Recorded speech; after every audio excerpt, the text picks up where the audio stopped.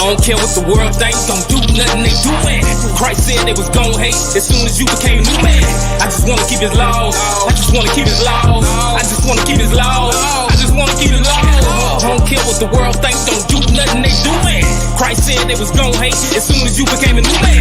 I just wanna keep his laws, I just wanna keep his laws, I just wanna keep his laws, I just wanna keep his laws, I just wanna keep it laws. Obedience to love of God. 1 John 5:3.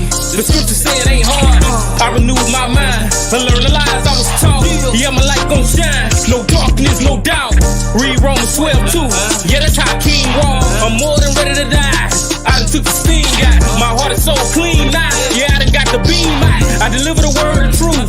I ain't serving bean pies on my own understanding. Yeah, you know I lean out. I'm friends up, I got tassels on when I hit the scene now. I remember getting high, faithfully twisting a lie. Now it's no drugs, I fiend for spiritual things now. I don't care what the world thinks, don't do nothing they doing.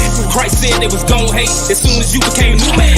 I just wanna keep his laws, I just wanna keep his laws, I just wanna keep his laws, I just wanna keep his laws. I don't care what the world thinks, don't do nothing they doing. Christ said they was gon' hate as soon as you became a new man.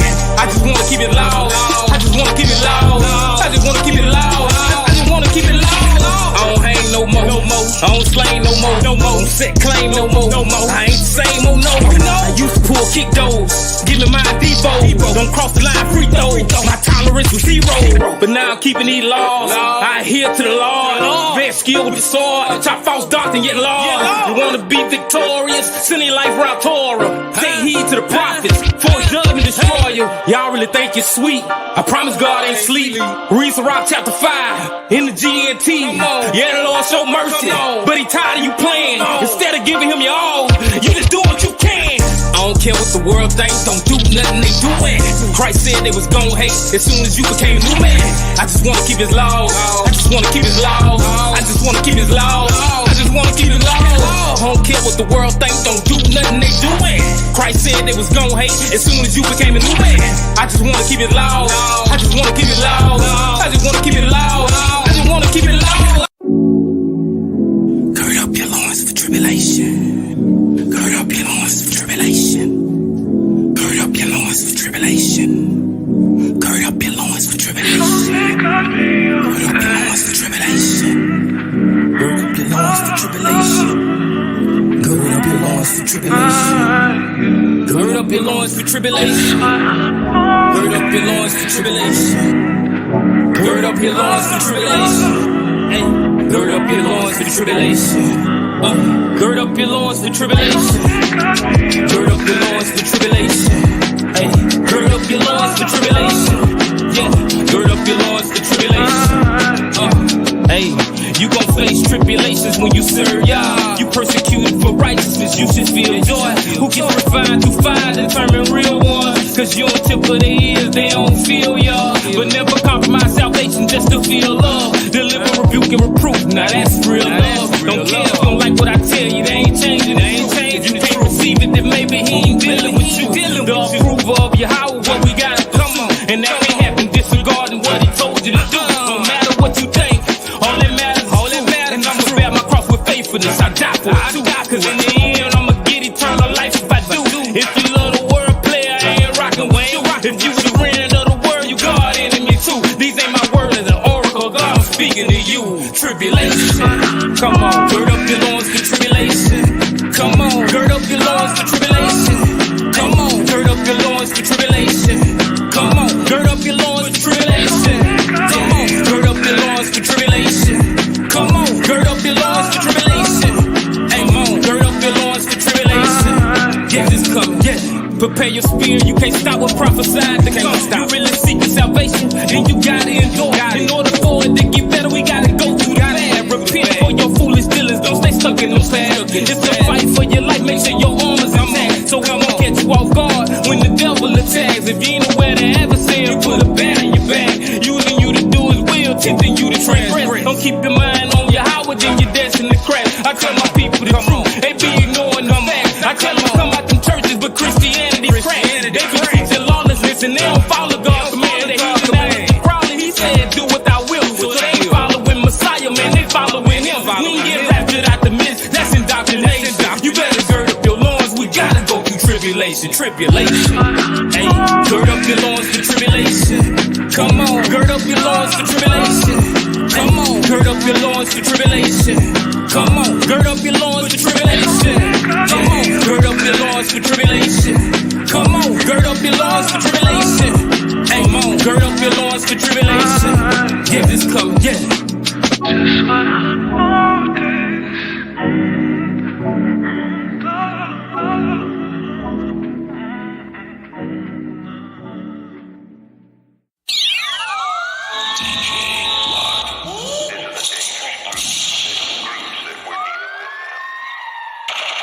How can I ease the pain?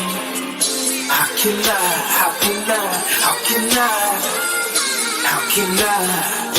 I ease the pain? Gotta ease the pain, man. Gotta ease the pain, man. Ambulance sign, another mama crying. Shots fired, another man died. He got a son that he left behind. So who gon' care for that man child? A vicious cycle getting carried out. We love playing it, but the game foul. Look at the score, we getting blown out. All the pain experience got us traumatized. The important gets minimized, and our children get penalized. It's like we don't want to realize that the time for a change is right now. We gotta turn to the Most High. Scripture got the answers that we can't find. This is time to get revitalized before he send his son back, and we got a time. How can I ease the pain? How can I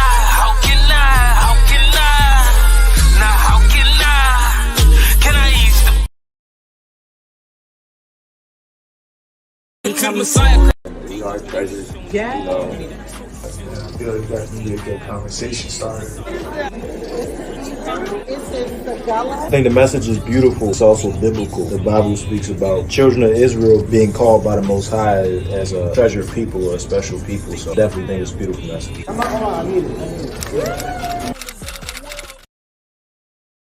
Than you think in the night like a thief. Gotta do the work until the Messiah come. Get caught sleeping Come on. when the Messiah come. Gotta do the work until the Messiah come. Than you think in the night like a thief. Gotta do the work until the Messiah come. Get caught sleeping when the Messiah come.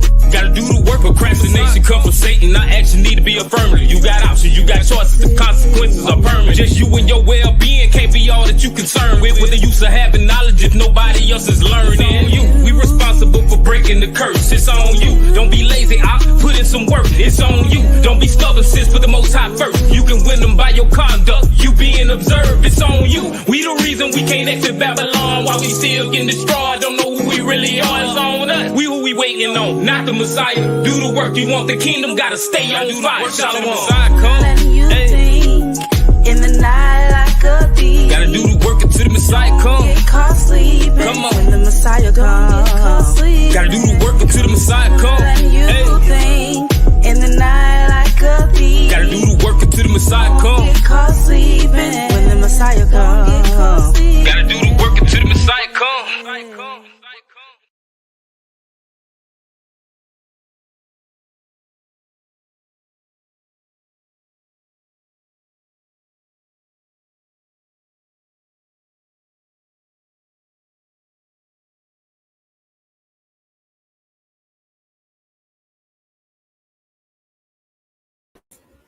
Hey, Shalom family. Hey, brother, heard you on mute, by the way. I'm talking. I'm telling you, you on mute and I'm on mute. Shalom, family. Shalom. First, we want to start out by giving all praise, honor, and glory to the Most High God, whose name is Yahweh, and we do so by Shem Yahweh Shai, and that's in the name of His only begotten Son, who we know as Yahweh Shai, who most around the world know as Jesus Christ. And I'm your brother Hurt 2.0, or Bezalel in the Hebrew. So today's topic is, was the Roman soldier Corneilus an Israelite? And the reason I thought to do this lesson was because like at the end of last week, probably like this weekend sometime, I saw a discussion on Facebook. I saw a post. People were going back and forth about, was he an Israelite or was he not? Because people have varying ideas and thoughts about this topic. it's a well-known topic, and a lot of people use it as a teaching tool, whether to teach that he was a Gentile. When I say Gentile, I'm speaking of the heathen nation. I'm not speaking of the Gentile Israelites, or that he's an Israelite. And mostly you get the ones that want to teach that he's not an Israelite to prove the point that they try to make with the doctrine that they spew in their churches or wherever else that they may have, ministry at. So what we're going to do through the Spirit and power of the Most High God, is go throughout the scriptures and make it make sense, make it so that it harmonizes, not that it goes against what is stated in the chapter that's the Roman centurion Corneilus is spake about. But if you got anything you want to add, you can. Yeah, not too much to add. Just of course, peace and blessings, family. Shalom. Hope everybody is well. All praises to the Most High. Yeah, and just like always, just as the pinned comment says, just to make sure. Well, as the pinned comment says, if you're on YouTube, just make sure to like the video, also subscribe and share. And if you're on Facebook, make sure to like or heart the video and use the app highlight feature so that it can ping more people into the live stream. And then if you're on different platforms, just make sure to like the video, heart, etc., share, all of those things so that the video can get spread out abroad. But without anything further, I'll pass it back to you, King. The water and all praise to the Most High for being able to get into this topic. The brother the Michael Yasharala say Shalom, bring this out. He was on the same post because I was on that post too. And there's a lot of people have their varying thoughts on this subject, and but it's only one way, and we're gonna get into that way today. And Shalom to my brother Devon. Haven't seen you in a minute. Shalom, Mark, joining us on the stream. Shalom, Sister Sierra on YouTube, and whoever else is on YouTube watching with us. Shalom. And something we want to do is make sure that if you are watching, that you like and share the video, because it's very important as far as visibility goes, so other people can see this content. And because if you care about your family members, your friends, make sure that you're able to highlight the comment and say, hey, watch this, or whatever it may be. Send it to them personally. But all praise to the Most High. Shalom, Sister Wendy. And who else we got? Shalom, Sister Kanaya. And all praise to the Most High. We're gonna go ahead and get into this thing. So if you can get your screen share, and if y'all are watching on TikTok or Clubhouse or wherever else you may be, YouTube is good, and Facebook is good. So if you're watching on like TikTok or Club Deck, you would rather want to be here with us live in person on Facebook or on YouTube so that you can see the screen share. So when we're sharing information or we're sharing scriptures, you're able to see this and read along with us. But all right, let's get going. Let's start with Acts 10 and verse 1. This is the book of Acts chapter 10, verse 1. There was a certain man in Caesarea called Cornelius, a centurion of the band called the Italian band. Con.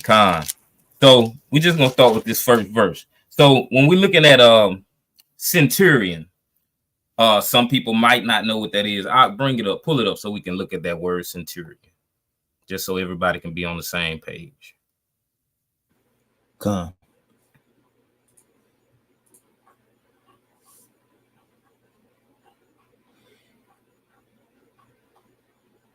Hold on. Lock.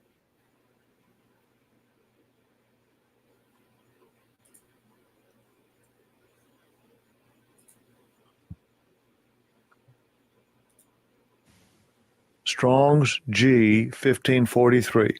Hekatantarches. So it's the word hekatantarches. Con. And give the outline of biblical usage for it, and then also I think the definition. So outline of biblical usage is an officer in the Roman army. And then the definition, it says the captain of 100 men. Con. And we know that a century would be 100 years. So he's captain over 100 men. So he's a Roman soldier, but he's also a captain, and he's over 100 men. Give me the article that speaks about, I think it's titled Sons of Israel in Caesar's Army or something like that. Okay.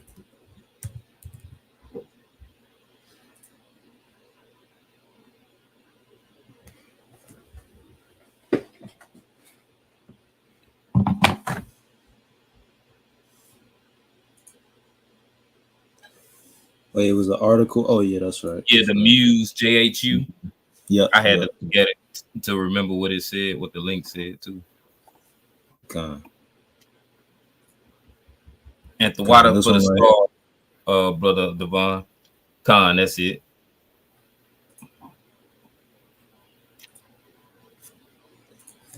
Let me blow this up. God, so this says Sons of Israel in Caesar's service. Jewish soldiers in the Roman military. And you want the abstract as well? Yes, sir. God. It says the participation of Roman Jewish soldiers in the armies of Imperial Rome often goes unrecognized. This is mainly a result of a lack of recognition on the part of scholars who wish to use rabbinic sources as the benchmark for Jewish practice in the imperial age. It is also difficult to identify Jewish soldiers, many of whom had Greek and Latin names, unless they are specifically identified as Jews or are found in a Jewish context, such as a dedicatory inscriptions from a synagogue. Nonetheless, by using a variety of sources from the period, it is possible to appreciate the depth and the breadth of the Jewish service in the Roman legions from the time of Caesar down to the early 5th century. There were Jews who served as simple foot soldiers, influential generals like Tiberius Julius Alexander, and Jewish military units such as the Regi and Emissani Udei. Regardless of their relationship to Orthodox Jewish communities of the time, the service of Roman Jews in the imperial armed forces must be recognized. Khan. And that's all we're going to read from that, because that's just getting the whole point, of the point that we're building up on. People, like the article says, it goes unrecognized that there were actually Jews or Israelites who were in this area, who were in the army for the Romans. So considering that, you have to consider, hey, is he an Israelite? It has to make you question. It has to make something tick in your head to say, okay, well, it is a possibility. And so when you look at, it says on like going toward the end, I think it was, nope, not toward the end. It's like the 5th line, 1, 2, 3, 4, 4th line.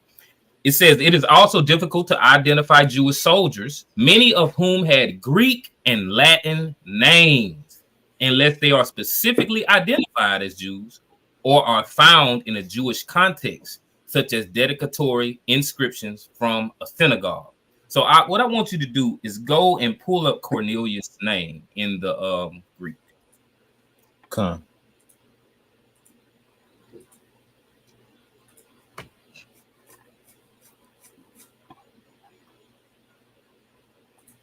The Water King, all praise to the Most High.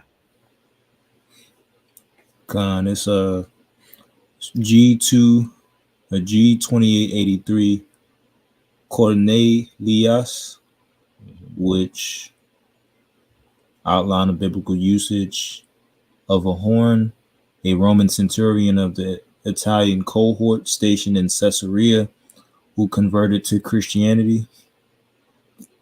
Cornelius, a Roman Cornelius. And it's of Latin origin. And the article was just saying the same thing, that there would have been Israelites that would have been in the Roman army that could have had Latin or Greek names. So we see Cornelius is a Latin name in origin. So we're just building the point. So let's get to Acts 18:2. And if you want to make a point on that, you can before we move to Acts 18 and 2. Nah, no point to make, King.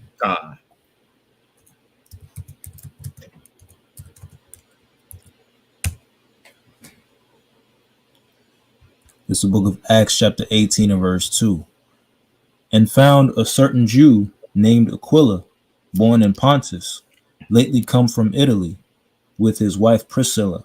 Because that I said Acts 18, it's Acts 10, Salaki. I don't know where I'm at with Acts 18, where that came from.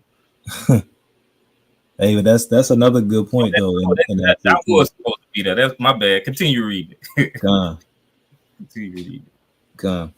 I'll start back from the top. It says, and found a certain Jew named Aquila, born in Pontus, lately come from Italy, with his wife Priscilla, because that Claudius had commanded all Jews to depart from Rome, and came unto them. So this just backs up the proof to show that there were Jews there. So this ain't just, we just making this up, that there were actually Israelites in Rome. We see that Israelites are in Rome in Acts 18. And this is just 8 chapters later from Acts 10. So let's get back to Acts 10 and verse 2. And if you want to make a point on that, you can. Nah, Con, you brought it out. Con. You said Acts 10 and what verse? Verse 2. Con. This is the book of Acts, chapter 10, verse 2. A devout man and one that feared God with all his house, which gave much alms to the people and prayed to God always. Con. So grab devout in Greek, God. Con. Because it says Cornelius was a devout man, y'all. And he feared God. And if we fear God, I want somebody to type it in the chat. What that mean if you fear God?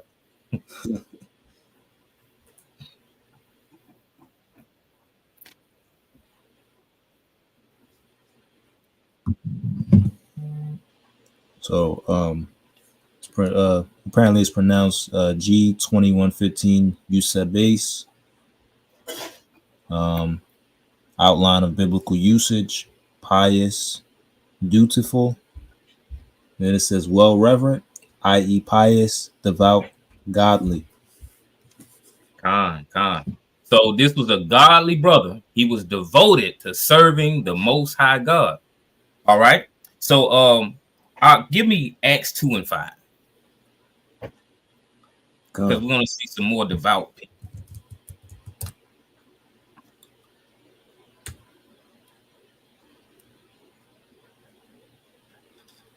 This is the book of Acts, chapter 2, verse 5.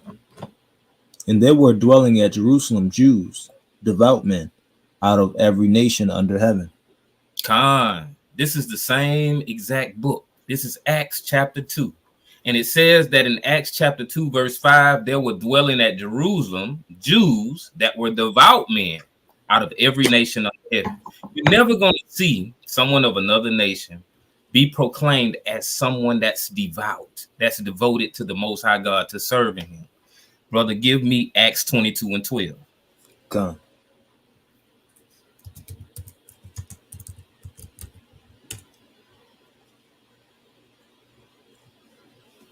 This is the book of Acts, chapter 22, verse 12. And one Ananias, a devout man, according to the law, having a good report of all the Jews which dwelt there. Con. So he's a devout man. Ananias is a devout man according to the law. So this is how you establish who is actually devout, if they are keeping the laws of the Most High God. And he had a good report of all the Jews which dwelt there. So, Ak, if you want to add any point to that, you can. If not, we'll continue going. Nah, that definitely great points thus far. Just even speaking about being devout, that's a very good point. Because even when you read in the book of, I want to say it's 2 Ezra 3:36, it said that you'll find that Israel by name has kept thy precepts and not the heathen. So you won't really see like, oh, the righteous Edomites, or you won't really see that. God. But you'll see the righteous remnant of Israel, right? But I'll pass it back to you. God, and I'm headed that way. Give me Psalm 147, 19 and 20. God.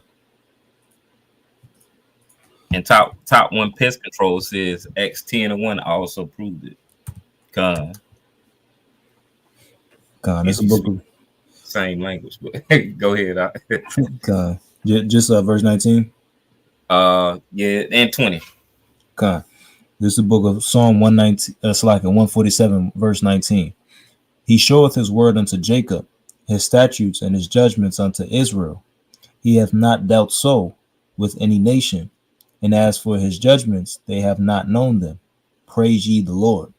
Okay, so Cornelius is a devout man, y'all. We just got through reading that in order to be considered devout or devoted to the Most High God, you would have to be keeping the laws, statutes, and commandments. Psalms 147, 19 and 20 says, he showeth his word unto Jacob, his statutes and his judgment unto Israel. He have not dealt so with any nation. And as for his judgment, they have not known them. Praise ye the Lord. All right, we're going to continue going. Give me 2nd Ezra, chapter 3, verses 32 through 36. I told you I was going there.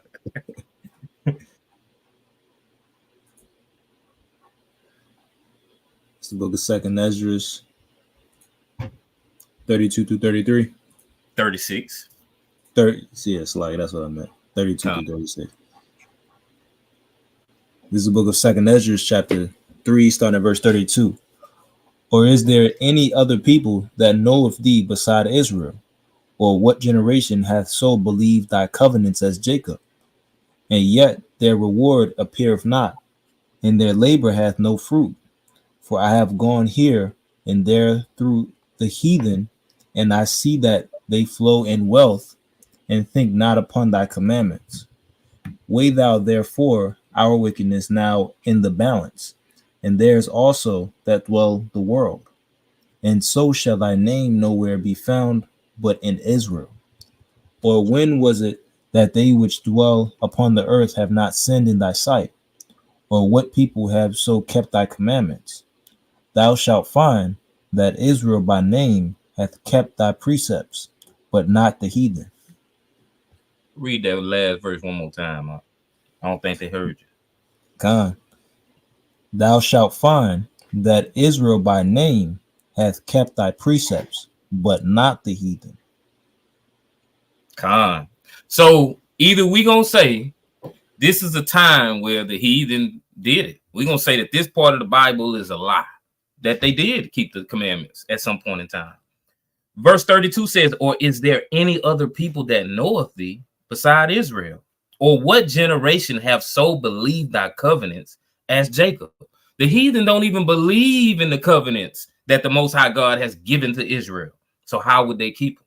It says, and yet their reward appeareth not, and their labor have no fruit. For I have gone here and here through the heathen, and I see that they flow in wealth, and think not upon thy commandments. So the Most High God knows that they're going to be preoccupied with their status, their position in this world, in this lifetime. They're not going to care about keeping his commandments. Why would they want to look for keeping his commandments to make it to a heaven when they already have heaven right here on earth? It says, weigh thou therefore our wickedness now in the balance, and theirs also that dwell the world, and so shall thy name nowhere be found but in Israel. Or when was it that they which dwell upon the earth have not sinned in thy sight? Or what people have so kept thy commandments? So the answer to that, who's kept the commandments? Thou shalt find that Israel by name have kept thy precepts, but not the heathen. So all praise to the Most High for that. So Ak, if you want to add something to it, you can. And just because because a lot of people, they're not really familiar with like this literature here in 2nd Ezra. And so what people do, especially with people that practice apologetics, so to speak, they'll try to find certain verses in 2nd Ezra and then be like, oh, look, this debunks Hebrew Israelites, right? But not only did Ezra say this, but about 5 chapters later, the Most High through the angel said that a lot of the things that Ezra said, he spoke correctly. And what he did correct, it wasn't this. The Most High didn't correct what Ezra said right here. So this, right here, this is just a fact, and you can see this through the rest of the scriptures, like, and you even see it in the book of Ezra and Nehemiah, when Ezra is telling them to separate from the heathen because the heathen is causing them to go astray, and we keep seeing that example on and on. So how would the heathen be okay? Like now it just switches. Like now they're just keeping the commandments and they're being righteous, right? That's not biblical. But I'll pass it back to you, King.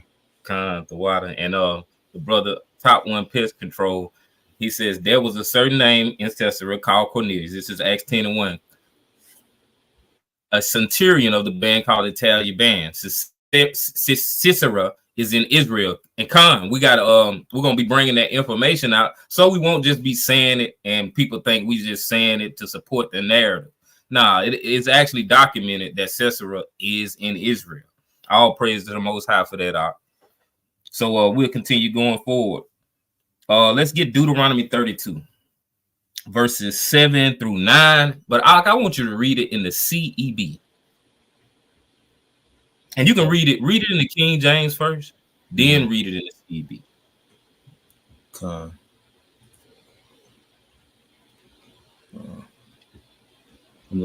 I got so many tabs open. I'm looking for somewhere to open it up without closing something important. So you want the KJV first?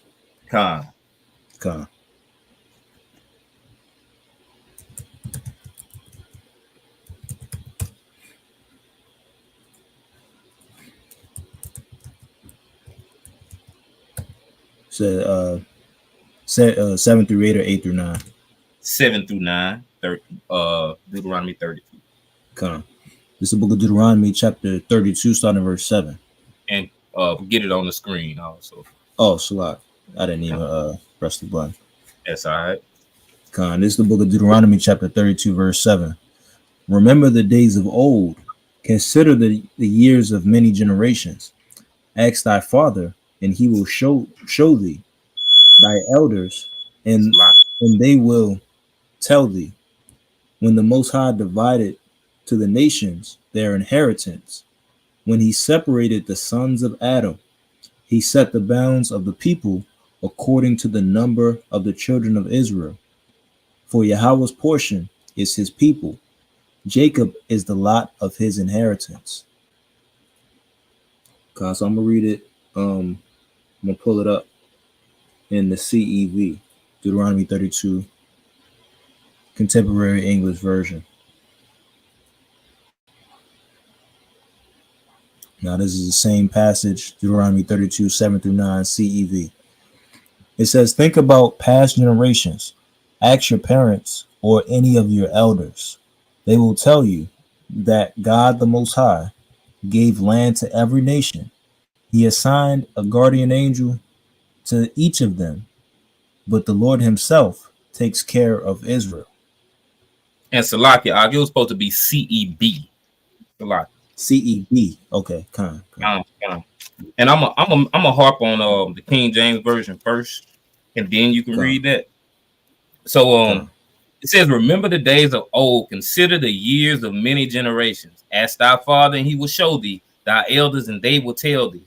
When the Most High divided to the nations their inheritance, when he separated the sons of Adam, he set the bounds of the people according to the number of the children of Israel. So he set boundaries according to the Israelites, because he wanted the Israelites in a special place and he wanted the other nations somewhere else.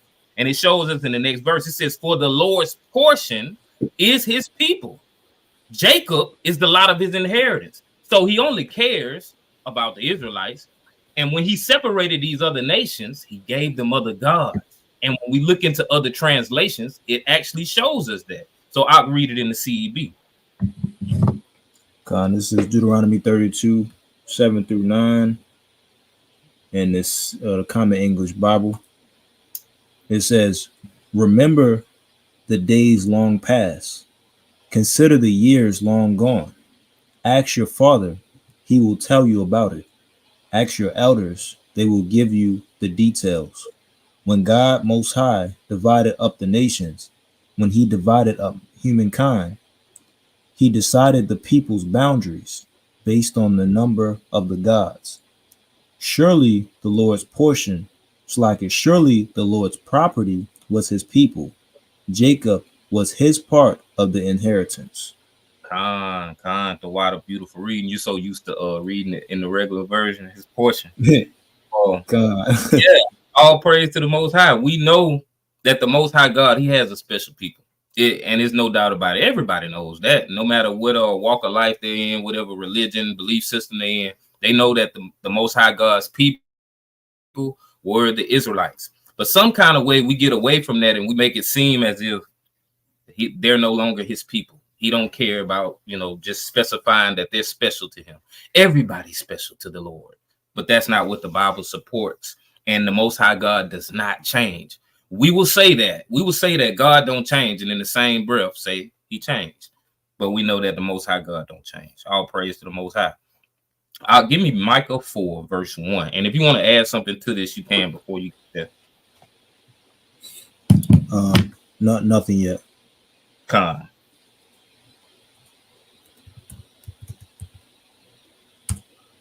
Micah 4:1. Con. It's the book of Micah, chapter 4, verse 1. But in the last days it shall come to pass that the mountain of the house of Yahweh shall be established in the top of the mountains, and it shall be exalted above the hills, and people shall flow unto it. And put it on your screen too also. Oh, Salak, yeah. I forgot. I know you got a lot of tabs open. So it says, but in the last days it shall come to pass that the mountain of the house of the Lord shall be established in the top of the mountains, and it shall be exalted above the hills, and people shall flow into it. So we know this is talking about kingdom connotation when the Most High God rules, sends his son to rule this earth, and he places the Israelites in rulership with the Messiah, right? And it says that everyone else will be joined into them, right? So what we're not saying is nobody else gonna get in the kingdom at all. Nah, we ain't saying that. But the Most High God has a special people, and they are the ones who are supposed to rule, reign, and they're his favorites. So give me verse 5. I just wanted to read verse 1 to get context, and now let's get verse 5. This is Micah 4 and 5. For all people will walk, everyone in the name of his God, and we will walk in the name of the Lord our God forever and ever. Hold up. Somebody got a different God, huh? Somebody got a different God, y'all. So who are the people that have a different God that the Most High God is going to allow them to walk in his ways? Go back to Deuteronomy 32, where we already read, and he said he split us up according to the number of the gods. So 32 verse 8 and 9 shows that he's going to split us up according to the number of the gods. So these people would be the other nations that he will allow after a portion time for them to go and serve their gods in their own land. So to say that this Roman centurion was an actual heathen, a Roman, would be crazy, because the Israelites are the only ones that serve the Most High God, and the Romans would have had their own God to serve. But you got anything you want to add? Yeah, just one point. Like, I think and this was something you kind of like loosely touched on this like a long time ago in a different lesson. I can't remember the name of the lesson, but it goes back to the common misconception about whether the Bible teaches monotheism or henotheism. And so when you look up what henotheism is, it deals with, of course, one, because heno means one, but it typically deals with one God reverenced or preferred or worshipped above the others. And that's that's really what the Bible teaches, because within the scriptures it doesn't say, oh, it's not any other gods, but what it teaches is the true God or the Most High, which is Yahweh, and that's who we reverence. And that's why even Paul says what he says about it. But you see within the book of Kings in many places, the God of the Chemosh, the god of the Moabites, and all of these other nations having their gods and these particular deities that they reverence. Like you see that throughout the scriptures. It's like you couldn't deny that. So like however you want to say these gods quote unquote exist, ontologically speaking, like however you want to go about saying they exist, in some form or fashion, they're acknowledged to a degree. They're just not worshipped by the Israelites. That's where the Israelites went wrong, is when we went off to go worship them, because we were supposed to worship Yahweh, because that's like we're conjoined to him. Like that's what we read in Deuteronomy 32, which I got on the screen. Right. But I pass it back to you, King. And when you were speaking, you made me think of something. Why don't they ever get punished for serving false gods? Exactly. Most High say, hey, I don't care. That's what you're supposed to do. But when we do it, we get reprimanded. We get whooped. We get cursed because we're his people. It's just like, I think I use this analogy a lot. If the teacher calls me about my child acting up at school, and I get to the school and my child, and he's like, well, I wasn't the only one doing it. So-and-so and so-and-so was doing it too. I don't care. Them ain't my kids. I'm going to whoop your butt because you shouldn't have been doing it, right? We can't whoop nobody else's kids, just like the Most High saying, hey, them ain't mine. They ain't mine. I don't care what they do. They can serve those other gods.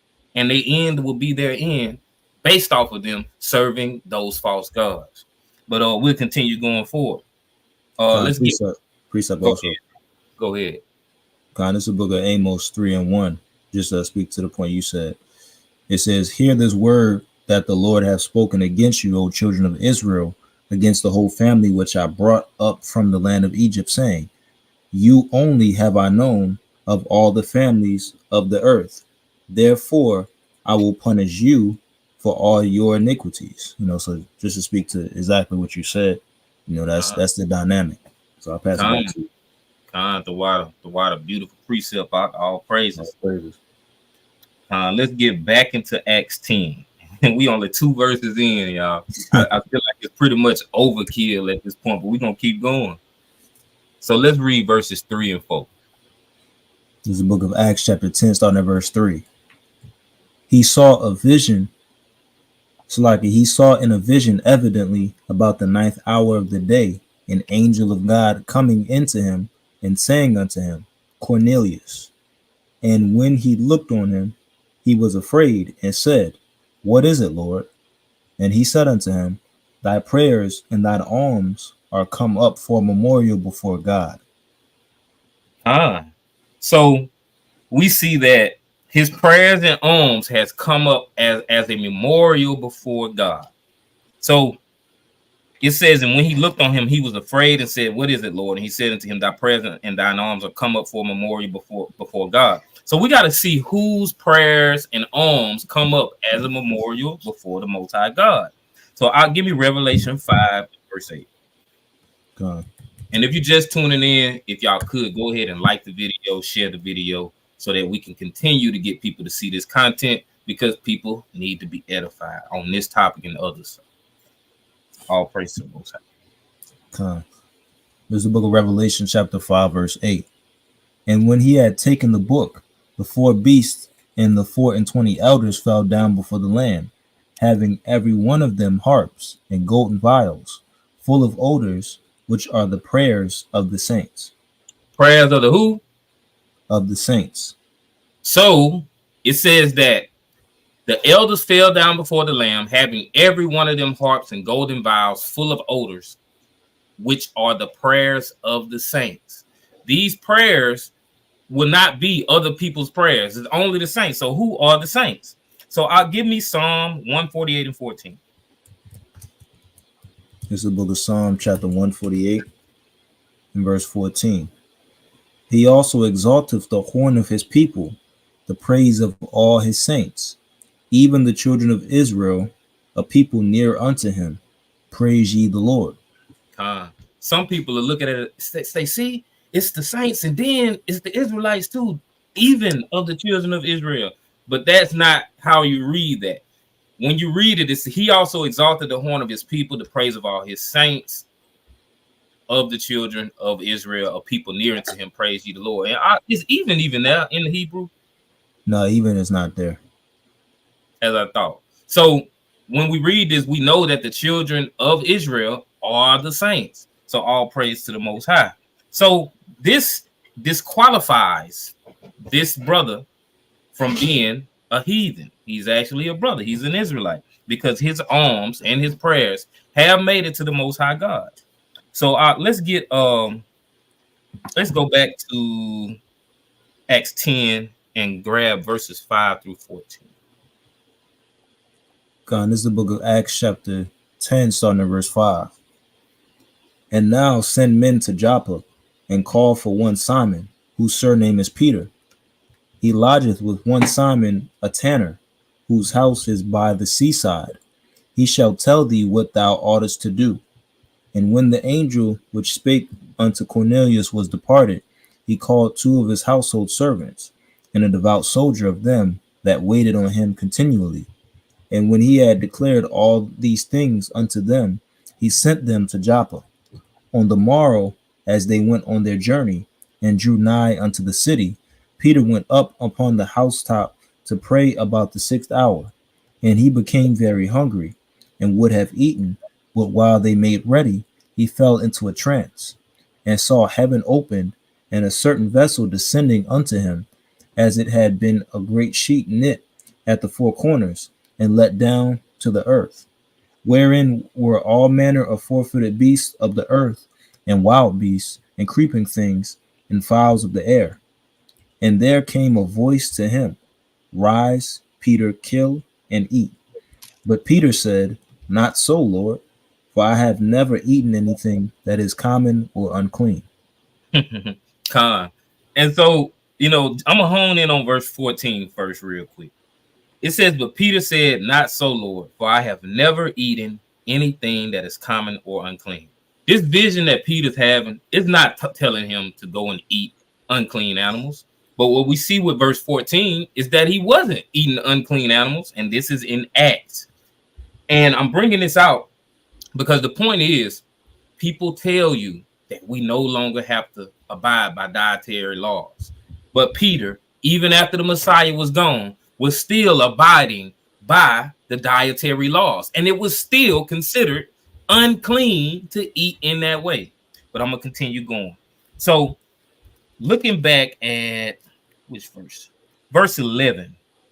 So with this vision is basically talking about telling Peter that, hey, don't call any man unclean, common or unclean. And it's speaking of Israelites who are Hellenistic. So they've been took into captivity and they follow all the ways of the oppressor.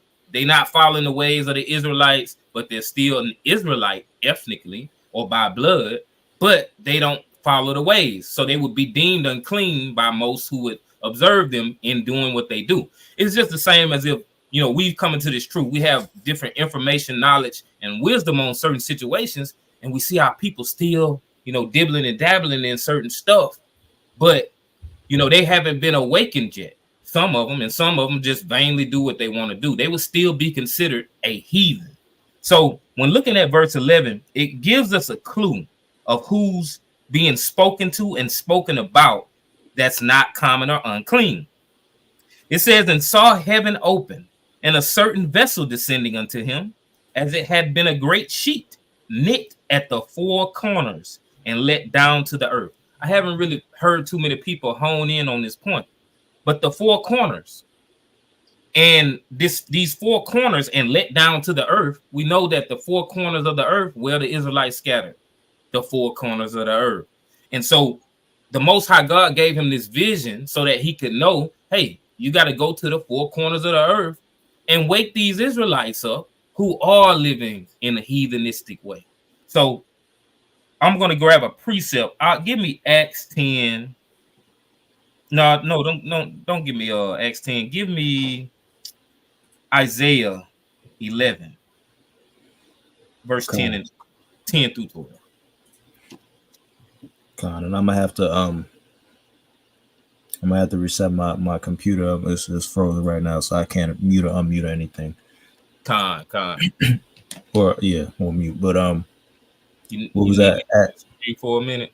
Nah, I can read this one, then reset it after. Okay, come. What's Isaiah that? Isaiah 11 and what? verses 10 through 12.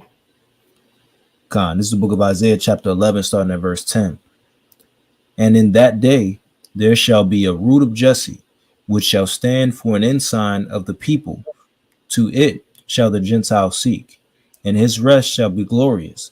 And it shall come to pass in that day that the Lord shall set his hand again the second time to recover the remnant of his people, which shall be left from Assyria and from Egypt and from Pathros and from Cush and from Elam and from Shinar and from Hamath and from the islands of the sea. And he shall set up an ensign for the nations, and shall assemble the outcasts of Israel, and gather together the dispersed of Judah from the four corners of the earth. Con. So it's showing in that vision for Peter to have the understanding that in four corners of the earth, the Israelites will be scattered. Don't consider them common or unclean as if you can't go into them. You need to go into them and preach the word and tell them about the Messiah, Yahushua, who died for you to be brought back into the covenant of the Most High God. So give me another precept while I know you want to restart that computer. God. Give me Ezekiel 20 and verse 41. And I'll get my screen shared so I can display it.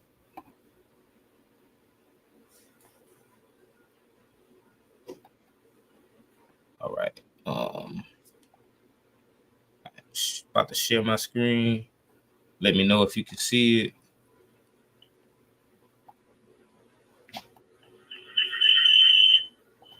Can you see that?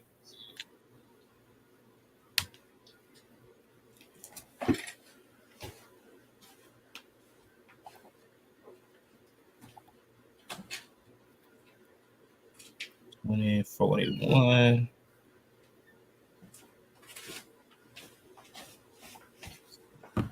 Okay, yeah.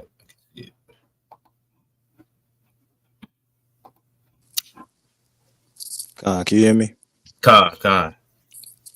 Yeah, I can see it. It's the book of Ezekiel, chapter 20, verse 41.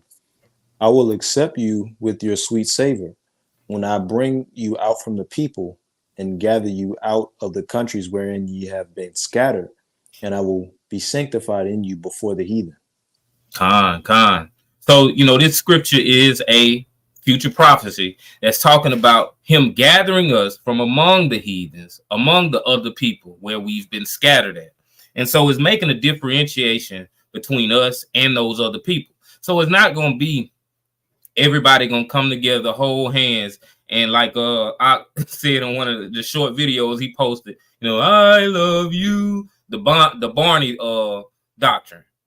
This ain't what that is. The Most High God has made a separation. And if y'all haven't had a chance to check out some of the stuff on Ox YouTube channel where he's been going into the exclusivity that the Most High God favors among his people. He favors his people. And Ox, you can just place that in the chat so people can see that and be able to go to your channel. But give me Matthew 24 and 14. Absolutely, in the water. And I'm gonna grab it on the screen.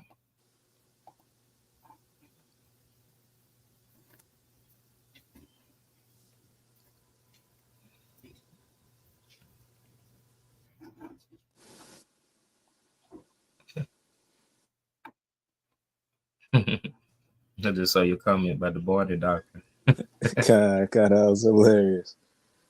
God, what was that in Matthew 24? And 14, verse 14. 14. God, okay, I see it. And it says, and this gospel of the kingdom shall be preached in all the world for a witness unto all nations, and then shall the end come. So this is, something that has to happen.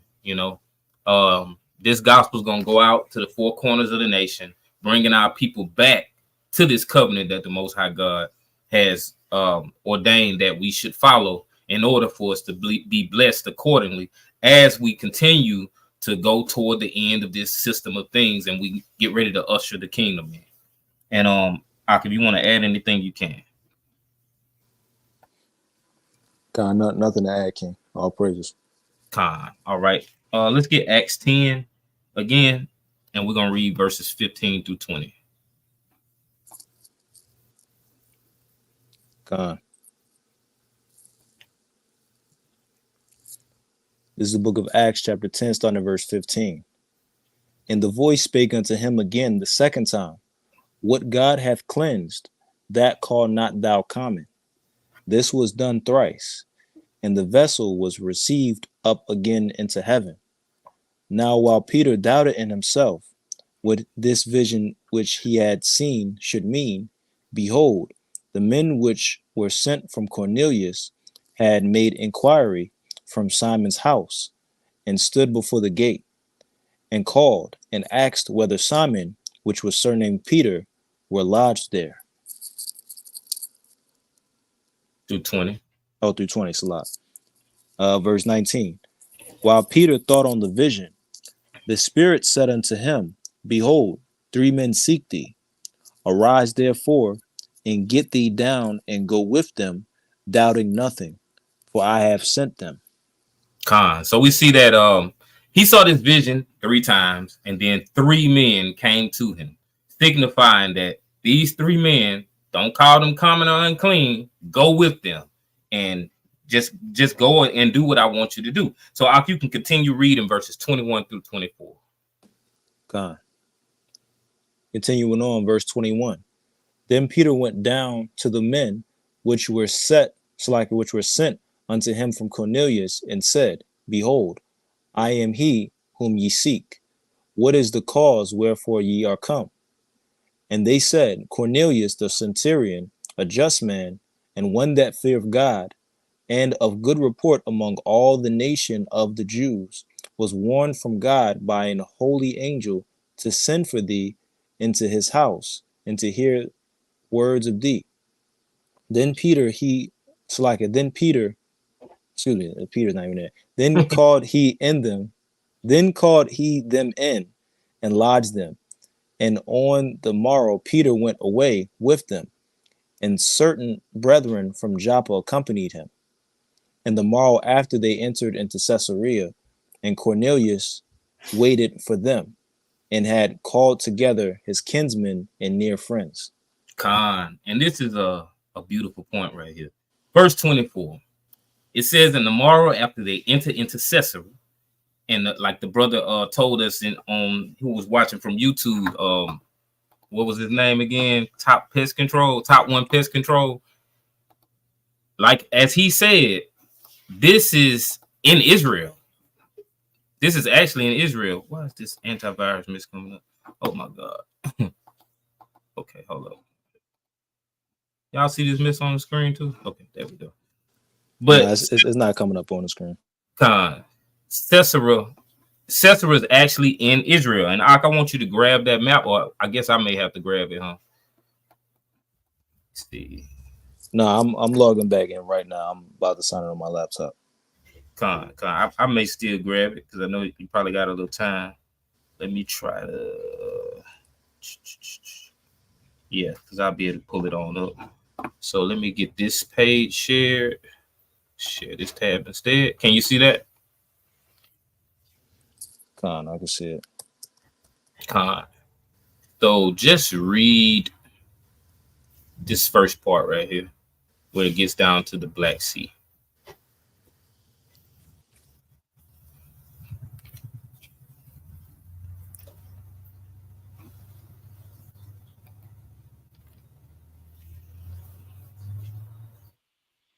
Can you hear me? Can you blow it up just a tad bit? It should be control plus. Control. What that look like? Yeah, that's cool. That's cool.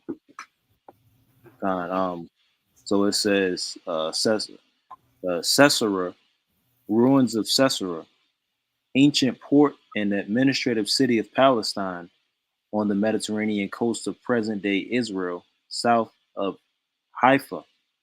It is often referred to as Caesarea Palestinae or Caesarea Maritima to distinguish it from Caesarea Philippi, near the headwaters of the Jordan River. Originally an ancient Phoenician settlement known as Stratton's or Strato's Tower, it was rebuilt and enlarged in 22 through 10 BCE by Herod the Great, king of Judea, under the Romans, and renamed for his patron, the Emperor Caesar Augustus.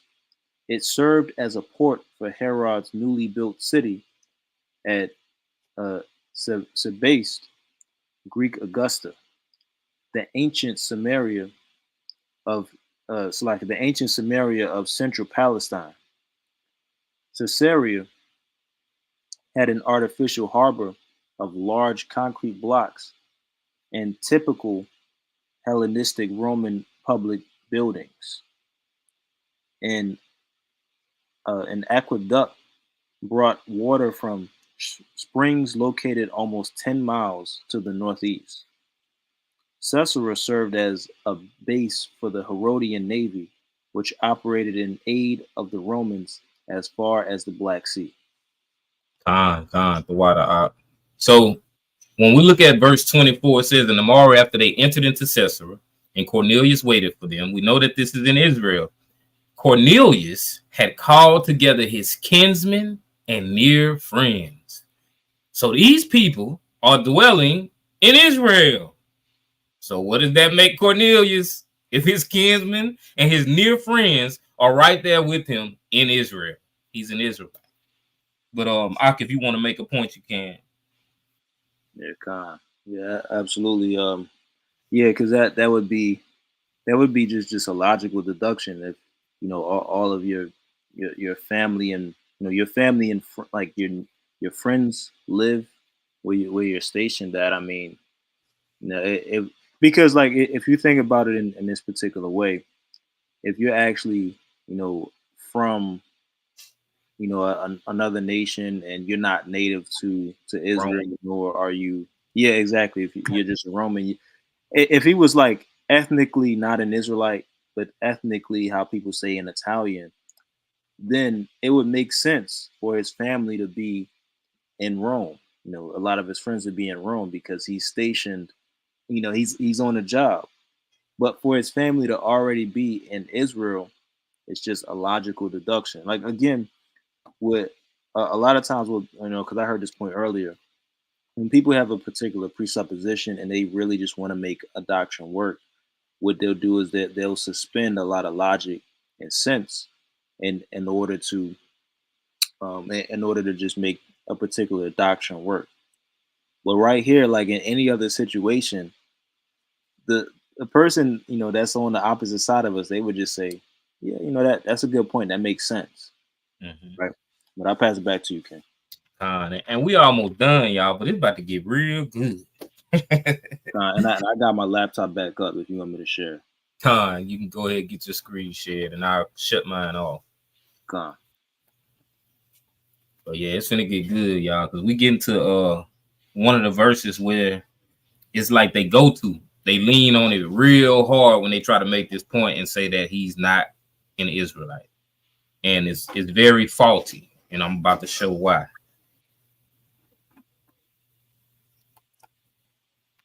And that's verses 25 through 28 out. This is the book of Acts chapter 10 verse 25. And as Peter was coming in, Cornelius met him and fell down at his feet and worshipped him. But Peter took him up, saying, "Stand up, I myself also am a man." And as he talked with him, he went in and found many that were come together. And he said unto them, "Ye know how that it is unlawful, that it is an unlawful thing for a man that is a Jew to keep company or come unto one of another nation. But God hath showed me that I should not call any man common or unclean." So we're gonna highlight verse 28. because it said, you know, this is something we have to do. We have to follow the trail because we get a lot of clues that can lead us to find further edification. It makes you dig for things. It says, and he said unto them, ye know how that it is an unlawful thing. So, okay, something's in the law, right? For a man that is a Jew to keep company or come unto one of another nation. But God hath showed me that I should not call any man common or unclean. So the question is there a law that says that we can't keep company with someone of another nation? Nah, but there is a law that says we can't go into the other nations and do as they do. We can't have marriages with them, but it never says we can't keep company with them. But guess what it does say? We can't keep company with some of our people in certain instances. That's actually in the law. Before we get to the law, I want you to bring up this commentary, Ellicott's commentary for English readers, Acts 10:28. God.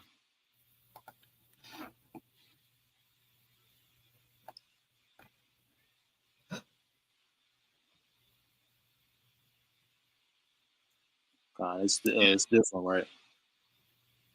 Huh? Was it this one? Con. God. So it says, ye know how that it is an unlawful thing. St. Peter speaks from the standpoint of traditional Pharisaism rather than from that of the law itself. But the feeling was widely diffused and showed itself in forms more or less rigorous wherever Jews and heathens came in contact with each other. The strict Jew would not enter a Gentile's house, nor sit on the same couch, nor eat or drink out of the same vessel. Con. So this is showing us the same thing that I already said.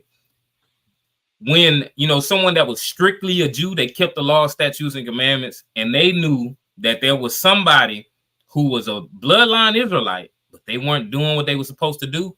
They like, hey, we ain't going to his house. We ain't sitting on his couch. We ain't going nowhere around him. We ain't dealing with him at all. And so this was something that carried on throughout the time of the Messiah being crucified. But we know what his crucifixion signified. It signified that you were able now to be forgiven for things that you couldn't be forgiven for. There were certain sins we would commit that would cause us to be cut off, or it would cause us to be executed on the spot if we were found doing these things. This mercy and this grace that we now have, they had to get used to at that time because they weren't used to it, because they had a tradition of, oh, we ain't dealing with him, man, cast him out. Instead of saying, hey, we're going to preach the word of God to him, tell him follow Messiah, and help him get back on track.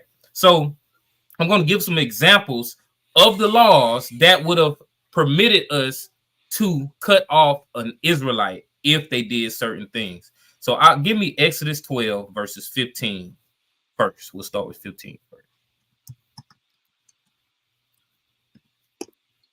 Con, this is the book of Exodus, chapter 12, verse 15. 7 days shall ye eat unleavened bread.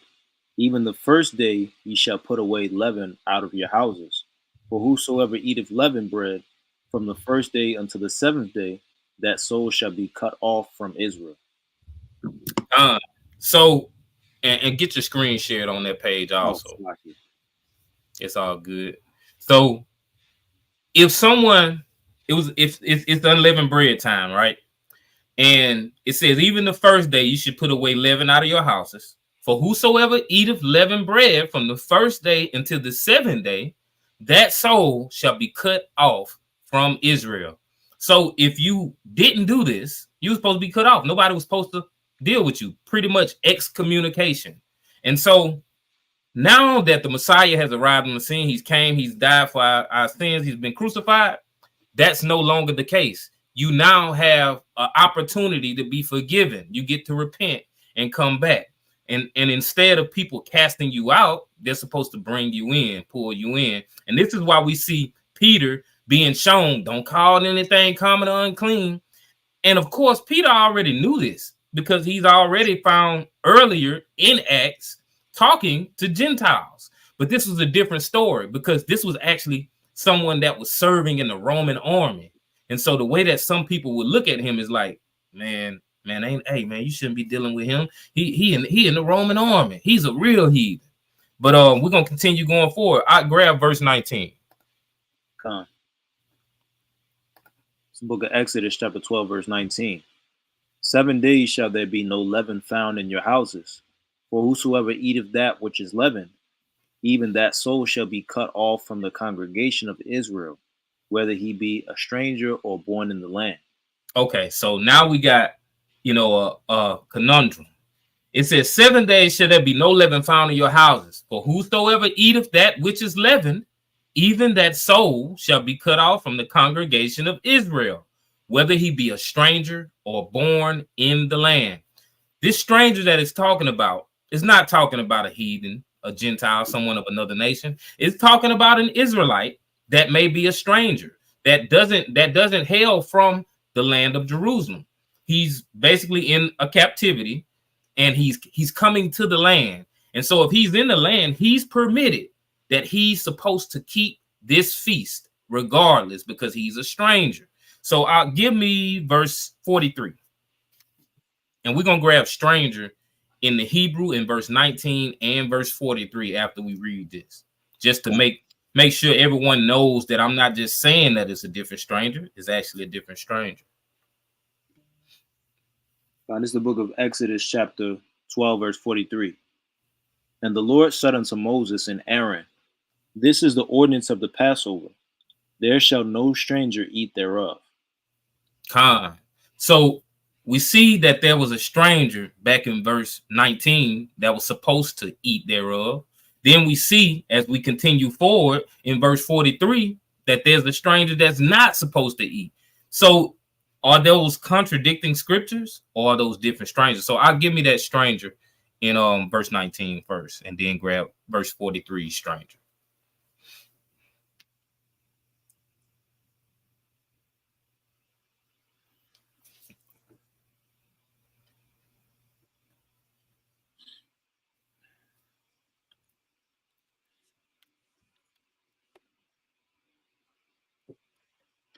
This is Strong's H1616, Ger or Gar, sojourner, a temporary inhabitant, a newcomer lacking inherited rights of foreigners in Israel, though conceded rights, a guest, by implication a foreigner, alien, sojourner, stranger. So this doesn't have to be a heathen. It could apply, but it could apply to an Israelite also. And in this context, it has to apply to an Israelite because we're going to read the next definition for stranger.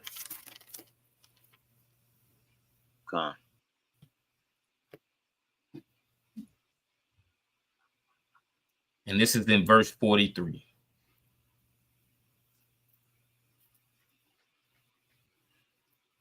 So it's the phrase Bain the car.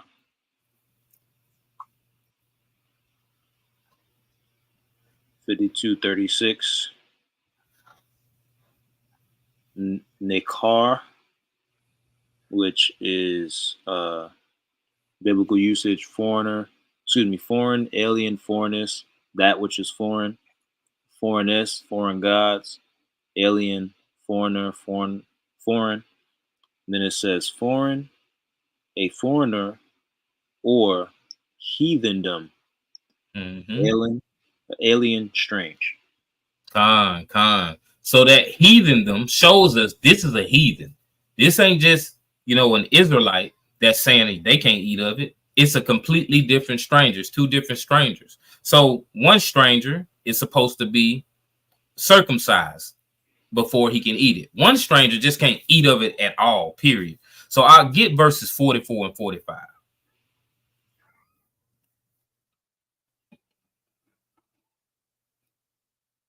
And y'all give him a second because I think he lagged out for a second.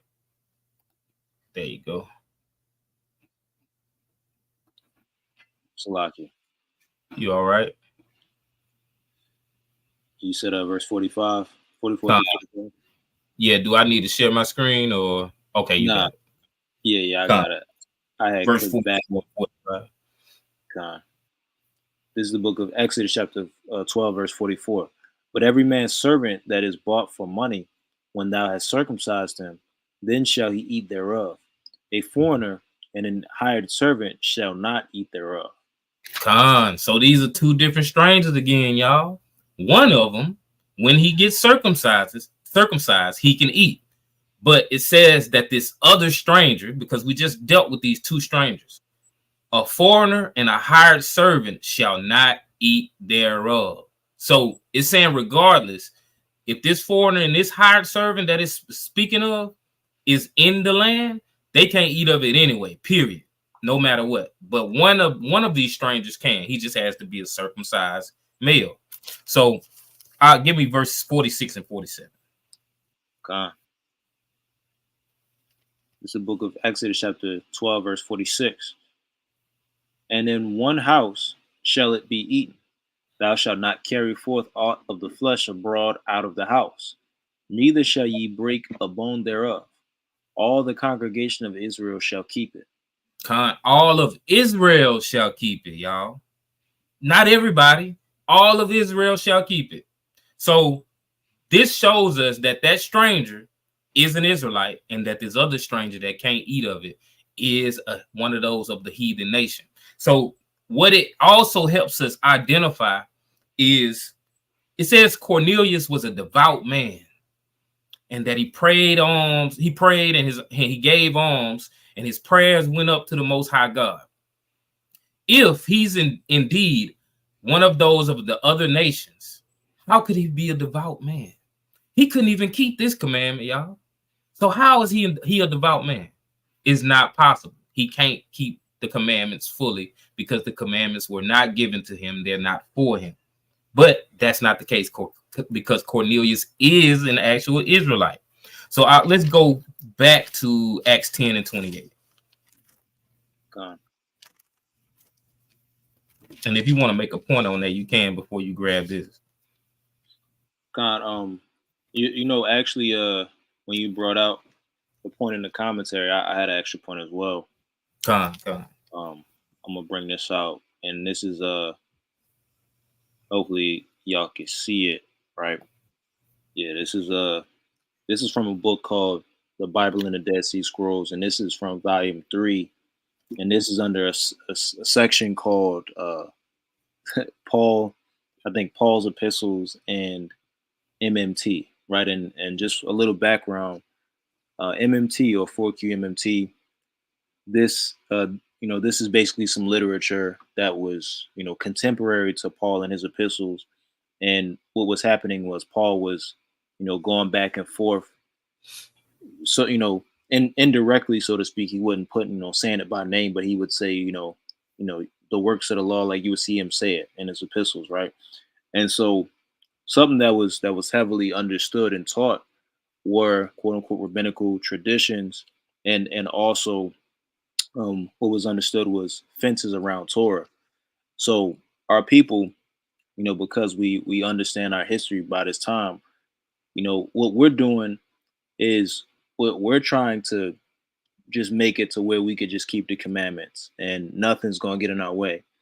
So I'm going to read this part and then I'm going to expound a little bit, right? I'm going to just read the highlighted part. Let me try to blow it up a little bit. Yeah, just a little bit. It ain't bad, but I don't know how they be on the phone. For sure. Let me see. It's not letting me slide across though. Yeah, I see that. It might be good. Can y'all see that? Can y'all see that pretty good and be able to read that? I think I figured it out. Okay, come right here. So this is hopefully y'all can see it. It says I'm gonna just read this part that's highlighted. It says, more to the point, however, is the fact that in both cases, the rulings and practices, works, have been focal points of dispute within the community, sufficient indeed to cause a separation in the wider community, with those following the stricter interpretation separating from those following the less strict practice. Now, the reason I read that, right, is to point out, and we see a little bit of this today. Most likely the sister said she couldn't see it. Con. But I could if if you're interested, I could give you the information on it. But basically the reason I brought that out is to speak to the fact that even within there were different sects of Jews, and this was understood commonly that if you didn't keep the law to this strenuous degree that this particular sect believed you should, then you weren't gonna they wasn't really gonna deal with you. And that's why Peter, we even see Peter in Galatians 2, he's quite ashamed when he sees the brothers from Jerusalem pop up, because they have this understanding that, hey, if these brothers, they haven't done this or that, or they've already been severed because they haven't been keeping the feast and stuff like that, then we ought to not deal with them. Like, and it's kind of like, in a sense, like to heck with the blood of Christ, right? It's almost like that. It's like, hey, we gotta keep this law and get away from anybody that's not keeping it as strict as us. And so that was a thought process in a lot of the Jews' mind at that particular time. And so when you're reading the text without this understanding of history, this is something that's easily forgotten about, or not even thought of, right? But I want to just bring that out, because that was actually a masterful point, and a really important point that you touched on in that commentary, and as well as Exodus as well. But I'll pass it back to you.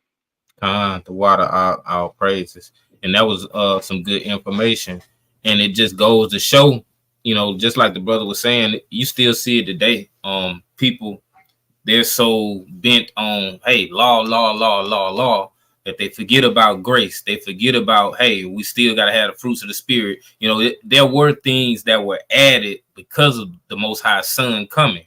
So, we see it all throughout the scripture in the New Testament. The Pharisees, Sadducees, they were always against Yahushua. So this is the part of that, where you had people that were scared to proclaim, like, hey, follow Messiah. Yeah, have mercy. I'm going to go over here with these brothers that are known to be sinners, so I can testify to them, so that I can be a witness to them about the goodness and the grace about, the Most High Son being sent here on earth. But we'll continue going forward. Give me Acts 10:28. God. And I just want to read it one more time and make a point on it. And we're going to grab a couple scriptures and be done. God, is the book of Acts chapter 10, verse 28.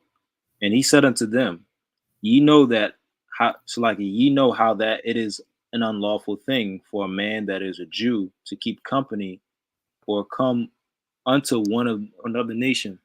But God hath showed me that I should not call any man common or unclean. So I'll grab another nation in the Greek, one of another nation. I think that's what the word will, the compound word will be. I think it'll be another nation. I think that's Allah follows. And so grab that, and we're gonna read what it says, and then I want you to get the root. So this is G246. Alophalos, outline, biblical usage, foreign. And then it says foreign, i.e., especially Gentile, one of another nation. And grab the root to that. Fule. This is G5443. Fule, which is a tribe. In the New Testament, all the persons descending from one of the 12 sons of the patriarch Jacob, a nation, people. And then it says an offshoot, i.e., race or clan, kindred, tribe. So Scroll back up a little bit, just to make sure we highlight this. It says the first one, it says a tribe, and then it says in the New Testament, which we're reading from in Acts 10, all the persons descending from one of the 12 sons of the patriarch Jacob. So the word is alophilos, and the root is phule, and phule, being a part of alophilos, would consist of all the persons descending from one of the 12 sons of the patriarch Jacob. So when it says in Acts 10 and 28 that it says, and he said unto them, ye know how that it is an unlawful thing for a man that is a Jew to keep company or come unto one of another nation. That means one of the Israelites who went into the other nations, adopted their ways. But God have showed me that I should not call any man common or unclean. So this is the whole point when we're dealing with Cornelius. This was an Israelite who has adopted these heathen ways, but he was known to be a devout man. So he was able to live amongst the heathen and still serve the Most High God. And this is why the Most High God was dealing with him. And this is why Peter sent the vision for him to go to him, because he was devout. So give me Acts chapter 6 and verse 1 in the NIV. God.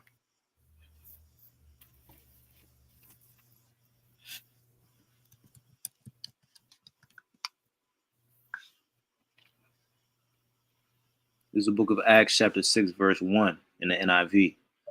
In those days, when the number of disciples was increasing, the Hellenistic Jews among them complained against the Hebraic Jews because their widows were being overlooked in the daily distribution of food.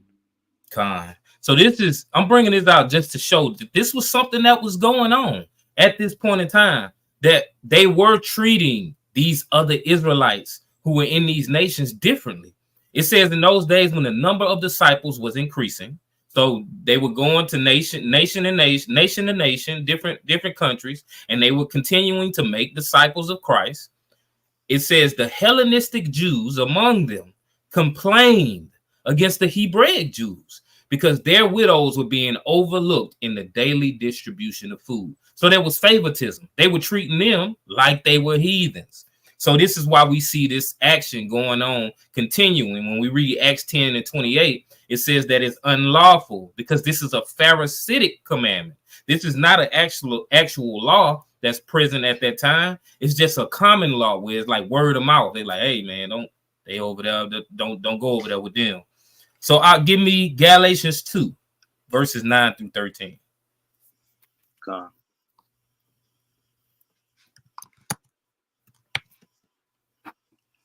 This is the book of Galatians chapter 2, starting at verse 9.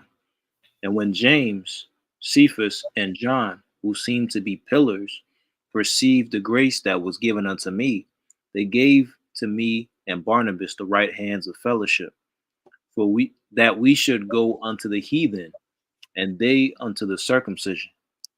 Only that we should receive or remember, the poor, the same which I also was forward to do. But when Peter was come to Antioch, I withstood him to the face, because he was to be blamed. For before that certain came from James, he did eat with the Gentiles. But when they were come, he withdrew and separated himself, fearing them which were of the circumcision. And the other Jews disassembled likewise with him, insomuch that Barnabas also was carried away with their dissimulation. So it says, only they would that we should remember the poor, the same which I also was forward to do. But when Peter was come to Antioch, I withstood him to the face, because he was to be blamed.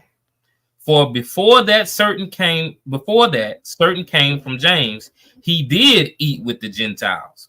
But when they were come, he withdrew and separated himself, fearing them which were of the circumcision. So Peter was afraid of what people were going to say, because he was sitting there with Israelites who were actually heathens living in different land. But these are Israelites. They just live like Gentiles. It says, And the other Jews disassembled likewise with him, insomuch that Barnabas also was carried away with their dissimulation. So he was having an effect on other Israelites that were around that knew what the mission was. You were supposed to go and preach and make disciples of these people, these brothers and sisters that are going off and doing the things that the heathen do. So continuing going forward, it says, and the other Jews disassembled likewise with him, insomuch that Barnabas also was carried away with their dissimulation. And so when looking at it from the standpoint of how we've been, analyzing it, it makes more sense. Because if you don't really break this stuff down and you read this, you start to say, oh, he was scared. He went to the heathens in the other nations. He was scared of what the other Israelites were going to say. No, these were Israelites who just were not keeping the law, statutes, and commandments. So give me verses 14 through 16. God. This is the book of Galatians, chapter 2, verse 14. But when I saw that they walked not uprightly according to the truth of the gospel, I said unto Peter before them all, if thou, being a Jew, livest after the manner of Gentiles, and not as do the Jews, why compellest thou the Gentiles to live as do the Jews? We who are Jews by nature, and not sinners of the Gentiles, knowing that a man is not justified by the works of the law, but by the faith of Yahushua the Anointed, even we have believed in Yahushua the Anointed, that we might be justified by the faith of Christ, and not by the works of the law. For by the works of the law shall no flesh be justified. And this is the problem. Some of those Israelites, they were looking as if they were justified because they were keeping the law, and that these brothers and sisters were cursed and there was no coming back for them. So they shunned those who went unto them. So with the understanding we have now, it just helps it bring all together. So we know why when he went into the Roman centurion, that Peter was thinking, he was in his head about it, like, kind of feeling funny about doing it after he had already been going to the Gentiles. But we see that, throughout the scriptures, they hide, they're scared, they fear what people are going to say, because this account is dealing with Peter. So, it just helps us to and like I said, he said they thought that justification was in particular works versus Christ's blood. They didn't believe in Christ's blood. They thought that was just something that, is like falsehood, and they weren't dealing with Christ. But I guess we'll go ahead and get ready to end it. You can give me, if you want to make a point, you can before we go forward, because I got one more scripture. Yeah, I mean, I would just say to add on to that, yeah, they and Paul, he's correct. He's correcting the people here, and this is like a good, I believe this is a cross reference with Acts 15, but Paul, he's correcting that understanding about the justification not being from the works of the law, but through the faith in Christ. And as you read in the book of Acts plenty of times, Christ's blood is what is your justification, or what makes you, or what renders you innocent. It's not anything particular that you were to do ritualistically speaking. And so, Paul, he's trying to break down that mindset, amongst his brethren that are over there. There's people, and we keep seeing him throughout his epistles. He's writing, basically in a lamentation, so to speak, because he's like, bro, like, I want y'all to get it. You know what I'm saying? But Khan, yeah, I'll pass it back to you, King. Khan. So we're gonna go ahead and end it with one more scripture, Acts 10, 35 and 36, because I just want to touch on this, because now it makes sense when you're able to go throughout the chapter, prove that this Roman centurion was actually an Israelite. Khan. Acts chapter 10, verse 35. But in every nation he that feareth him and worketh righteousness is accepted with him. The word which God sent unto the children of Israel, preaching peace by Yahushua the Anointed. He is Lord of all. And that's the summary. Because you'll have somebody that will highlight verse 35 and say, see, in every nation. But when you continue reading, it says, but in every nation, he that feareth him and work of righteousness is accepted with him. We know that the fear of the Lord is that we keep his commandments. I just got through showing that there's no way the heathen can fully keep the commandments. They can't even keep Passover. Verse 36 says, the word which God sent unto the children of Israel, preaching peace by Yahweh Shai the anointed. He is Lord of all. So if we're going to look at verse 35, we have to connect it with verse 36. So it helps us understand. It says, but in every nation, he that feareth him and work of righteousness is accepted with him. We've seen that in every nation, the four corners of the earth, the Israelites were scattered. So this is why it's saying in every nation. And then to continue to confirm what I'm saying, it says every that work of righteousness is accepted with him. The word which God sent unto the children of Israel. So this ain't to nobody else. It's only to the Israelites. So all praise to the Most High. And I'll say, I used to believe I was cutting Israelites with that verse. Laugh out loud. But I mean, when you first read it, like if you isolate it, just like any other scripture, and I got a lesson I'm doing real soon about your pastor is preaching a GMO gospel. It's a GMO gospel when you isolate a verse, because it's not giving you the context of the scriptures. It's just giving you that one verse, and then you can formulate it however you want to. You can form and mold it to whatever belief, however you feel, or whatever it may be. But, you know, all praise to the Most High for understanding, for wisdom, and for continuing to keep his spirit with us to help us continuing to grow, to continue to learn. So all praise to the Most High, man. And if you want to add anything, you can. And cons is super true. Yeah, and yeah, like that, you know, that definitely first and foremost a beautiful lesson. All praises to the Most High. You know, you went into it and you broke it down like always. So, you know, all praises to the Most High. You know, hopefully everyone was edified. And yeah, man, it's funny, man. I used to just refer to that one verse. I never would read verse 36, and I'd be like, yeah, what they're saying, that can't be true, man. It says in every nation, he that feareth them. Like I that was just in my head. And then, you know, like, I guess I just started reading more, and it was just like, oh, you know, verse 36 is clean and it's clear. But, you know, just like how you said, you know, it comes a lot of perversion nowadays when people, they just pick one verse and they just base a whole doctrine. It's only based on one verse. There may be a verse here, like, and they really they butcher line upon line. They take one line from here and one line from here, but it's not in sync. It doesn't connect like with one another, and it's out of context and all of that. But yeah, you know, like I said, you know, excellent lesson. You know, all praises to the Most High, you know, for the lesson. And yeah, I'm gonna yield with that, man. Nothing more to add, King. The water, all praise to the Most High, man. And the water to everybody that joined us today. If you haven't already liked and subscribed to the YouTube channel, please do so, and also share the live, or, you know, if you're watching this on playback, you know, share it. It still counts, and like and share also. And all praise to the Most High. If you are watching on Clubhouse, if you didn't get to join us on the stream today, we ask that hopefully you can later on soon in the future be, you know, on the stream with us. So all praise to the Most High. And same thing for TikTok. But you can close this out. Con. Yeah, we'll close it out with number 6 and 24 on down. Yahweh bless thee and keep thee. Yahweh make his face shine upon thee and be gracious unto thee. Yahweh lift up his countenance upon thee and give thee peace. And they shall put my name upon the children of Israel, and I will bless them. And with that, I'll say shalom. Shalom, Mark. Shalom, family.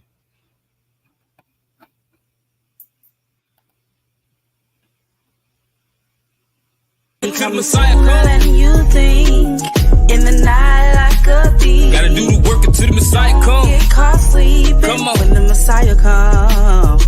Gotta do the work until the Messiah come. Than you think in the night like a thief. Gotta do the work until the Messiah come. Get caught sleeping when the Messiah comes. Gotta do the work. Procrastination come from Satan. Not action need to be a got options, you got choices, the consequences are permanent. Just you and your well-being can't be all that you concerned with. With the use of having knowledge if nobody else is learning. You, we responsible for breaking the curse. It's on you. Don't be lazy, I put in some work. It's on you. Don't be stubborn, sis, put the Most High first. You can win them by your conduct. You being observed, it's on you. We the reason we can't exit Babylon while we still getting destroyed. Don't know who we really are, it's on us. We who we waiting on, not the Messiah. Do the work, you want the kingdom, gotta stay on fire. Shalom. Letting you think in the night like a thief. Gotta do the work until the Messiah come. Get caught sleeping. Come on. When the Messiah comes. Gotta do the work until the Messiah come. Letting you think in the night like a thief. Gotta do the work until the Messiah come. Get caught sleeping. When the Messiah comes. Gotta do the work until the Messiah come. We are treasures. Yeah. I feel like that's need to get a conversation started. I think the message is beautiful. It's also biblical. The Bible speaks about children of Israel being called by the Most High as a treasured people or a special people. So I definitely think it's a beautiful message.